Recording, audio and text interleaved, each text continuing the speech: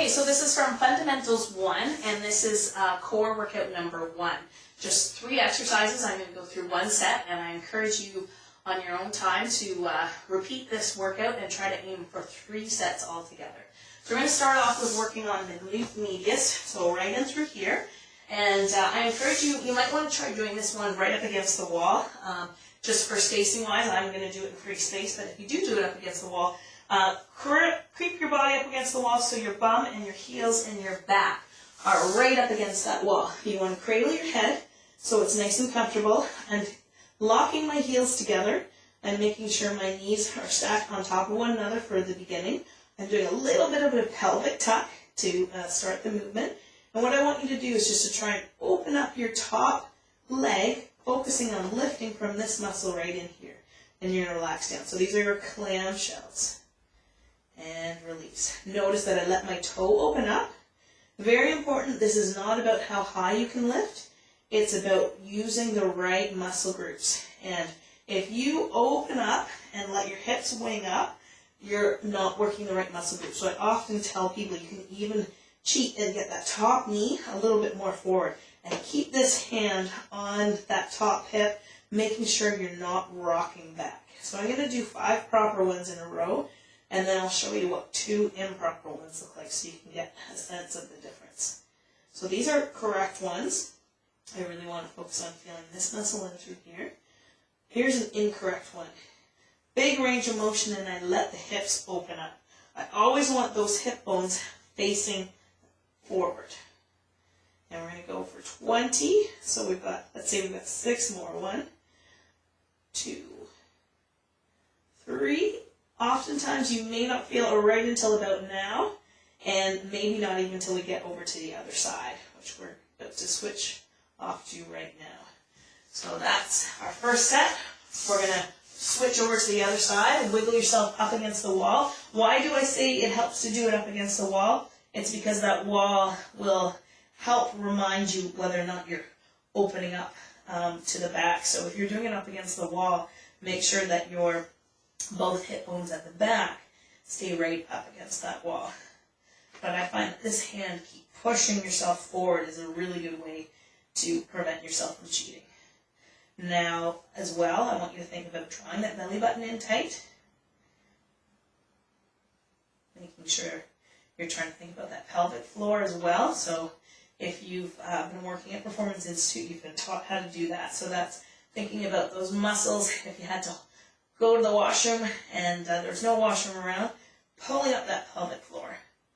Very important muscle group to learn, especially if you've just recently recovered from an injury, but it's important for everyone. Or if, say, you've gone through pregnancy, also very important to relearn. If you haven't had an injury or a pregnancy, chances are you remember how to do that. Usually it's something that just happens with the body, but when we've been in an injury or we've been inactive for a long time or we've gone through a pregnancy, you have to reteach those muscle groups to work. So on every single exercise, you're thinking about lifting through that pelvic floor. Okay, so there's your 20 clamshells. Now we're going to go into what I call pelvic tuck crunch. So you don't necessarily need to come that high off the ground. First, hands are going to go behind your back. There should be, when you naturally lie on the ground, there should be a little tiny gap underneath your back. And what you're going to do is you're going to press that low back into the ground, just to get rid of that gap. So did you see what I did there? So if I pull my shirt up, there should be a tiny bit of a gap there, and when I do the pelvic tuck, I push my low back into the ground. Feel your glutes. Your glutes, you don't want to be squeezing to do this movement. You want the movement to come from your lower abs. So the movement is a pelvic tuck. So we're drawing the belly button in, pressing that low back into the ground, and then I do a crunch. I call this the pelvic tuck crunch. I release everything. Pelvic tuck first, crunch, very small crunch. When you do that pelvic tuck, you're really drawing that belly button in, and exhale to come up. Pelvic tuck, crunch. On the release, you can slowly let everything relax. So when you're back in your home base position, there's a tiny bit of a gap or space underneath your back. Then you do your pelvic tuck and crunch.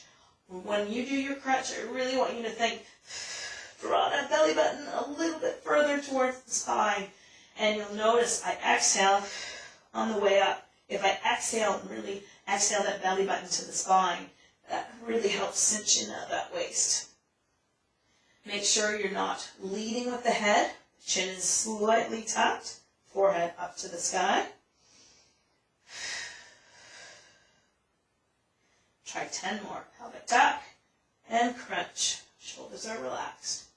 Pelvic tuck and crunch. Pelvic tuck and crunch. 5 more. Pelvic tuck and crunch. Not leading with the head. Pelvic tuck and crunch. And again, pelvic tuck and crunch. Last one. Pelvic tuck and release. Okay, onto your back, onto all fours, and we're going to do now a Superman. So you're on all fours. I want your shoulders stacked right over top of your hands, your hips stacked right over top of your knees. Draw that belly button in a little bit, slide the shoulder blades down slightly, and then slightly push out of your hands. So what I mean by that, if you have done the Fundamentals 1 strength workout, we do an exercise called push-up plus. So you want to be a little bit at the top of the push-up, so pushing out of the heels of the hands, and then just slightly draw the shoulder blades down. Once you've got that position, and the belly button's in tight, what I want you to try and do is to reach one arm, and then the other arm. As you're doing that, you're thinking, pull that belly button in, and I'm trying not to let anything else move. If you've got any sort of shoulder issue, and it hurts to bring your arm right in front of you, then you can go ahead and just slightly bring your arm just out to the side, wherever it feels comfortable for you. But if you can, straight up ahead. Now I want you to switch the focus and go straight out behind. And reach those legs out, only aiming to get body height. Okay, just right at the line of your body. Pulling the belly button in tight, and the focus, what shows control, good core control, is if there's minimal movement. Now, try opposite arm, opposite leg. Stay with whatever level feels comfortable for you. If you're wobbling and you can't hold that control doing opposite arm, opposite leg, go back to doing just arms and just legs.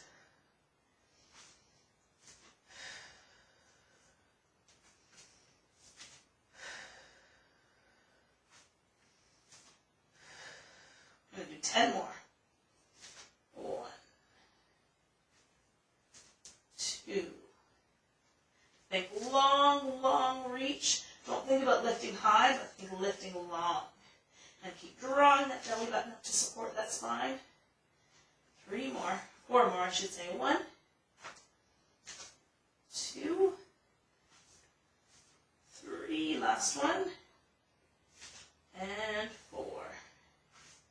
Okay, so what I would like you to do now is to return back to the start of the video and repeat the clamshells, the pelvic tuck crunch, and the Superman or Superwoman, and try to aim for a total of 2 to 3 sets.